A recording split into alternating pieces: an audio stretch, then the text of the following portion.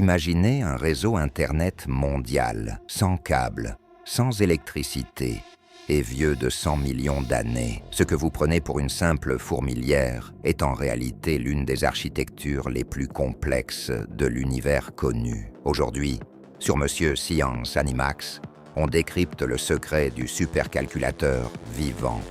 Un algorithme de survie caché juste sous vos pieds. Et croyez-moi, c'est terrifiant d'ingéniosité. Comment des millions d'individus prennent-ils des décisions parfaites sans aucun chef? Bienvenue dans le cerveau collectif des fourmis. Ce que nous appelons une fourmilière n'est pas une simple collection d'insectes. C'est un super-organisme. Chaque fourmi est une cellule, un neurone, un pixel dans un tableau de bord géant.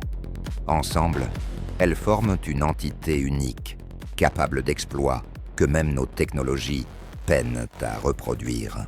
Pensez-y, des millions d'individus, sans langage parlé, sans leader désigné, parviennent à construire des cités souterraines climatisées, à cultiver des champignons, à élever d'autres insectes et à défendre leurs colonies contre des envahisseurs 10 000 fois plus gros qu'eux. La clé de cette réussite, un système de communication et de prise de décision décentralisé. Un peu comme si chaque humain sur Terre savait exactement quoi faire au bon moment, sans jamais avoir besoin de parler à un gouvernement mondial. C'est l'essence même de l'intelligence collective. Comment se coordonne-t-elle? La réponse tient en un mot, les phéromones. Imaginez des messages chimiques qui se diffusent comme un Wi-Fi biologique. Chaque fourmi laisse une trace, un signal, qui indique le chemin, le danger ou la source de nourriture. C'est ce que les scientifiques appellent l'Anternet, l'Internet des fourmis. Un système de communication décentralisé, étonnamment similaire au protocole TCP/IP de notre propre Internet. Aucune fourmi n'a une vision d'ensemble, mais collectivement, elles optimisent leur chemin comme le ferait un algorithme Google Maps. Quand une fourmi trouve de la nourriture, elle laisse une trace plus forte en revenant. D'autres la suivent, renforcent cette trace, et peu à peu, le chemin le plus court et le plus efficace se dessine, sans aucune instruction centrale. C'est l'auto-organisation à son paroxysme. Ce processus a inspiré des algorithmes informatiques puissants, comme l'optimisation par colonie de fourmis, utilisée pour résoudre des problèmes complexes en logistique, en routage de données, ou même en intelligence artificielle. Mais l'intelligence des fourmis ne s'arrête pas à la logistique. Quand la survie de la colonie est en jeu, elles se transforment en une armée parfaitement coordonnée. Leurs stratégies militaires sont d'une complexité qui ferait pâlir d'envie nos plus grands généraux. Face à un envahisseur, les fourmis messagères diffusent des signaux d'alarme. Instantanément, la colonie s'organise.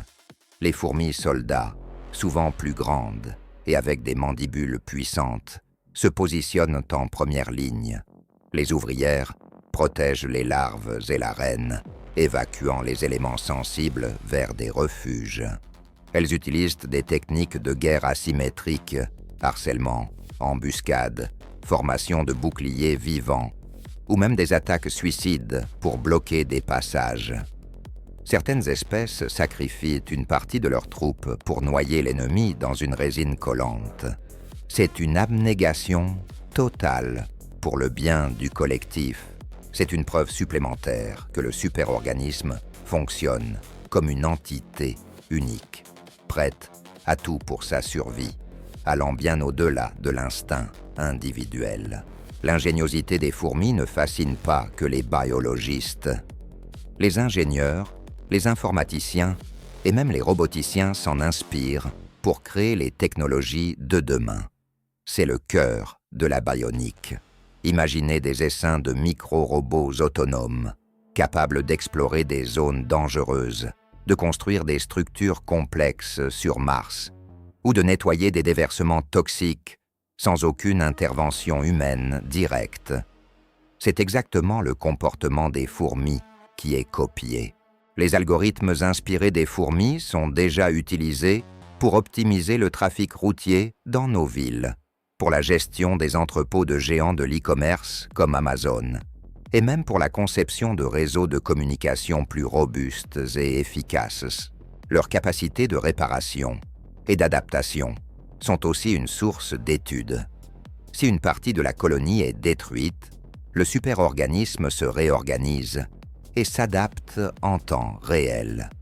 Cette résilience inspire la conception de systèmes informatiques auto-réparateurs. L'intelligence des fourmis nous montre que la simplicité des règles individuelles peut donner naissance à une complexité incroyable et à une efficacité redoutable à l'échelle collective.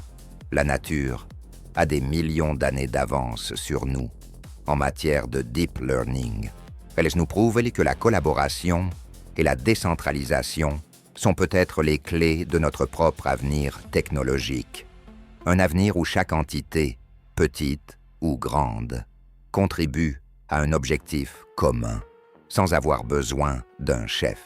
De la fourmilière à nos serveurs informatiques, les fourmis nous offrent une leçon magistrale sur l'efficacité, la résilience et le pouvoir de la collaboration décentralisée.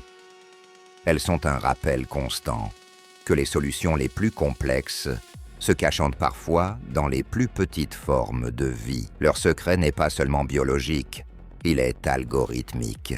Et il est plus pertinent que jamais à l'ère de l'intelligence artificielle et des réseaux autonomes. Alors la prochaine fois que vous verrez une fourmi, arrêtez-vous un instant. Vous ne regardez pas un simple insecte, vous contemplez un véritable supercalculateur vivant, programmé par des millions d'années d'évolution. Si cette plongée dans l'Internet des fourmis vous a fasciné, abonnez-vous à Monsieur Science Animax pour ne manquer aucune de nos prochaines explorations. Activez la cloche et dites-moi en commentaire, quelle est la capacité de la fourmi qui vous impressionne le plus? À très bientôt pour un nouveau décryptage.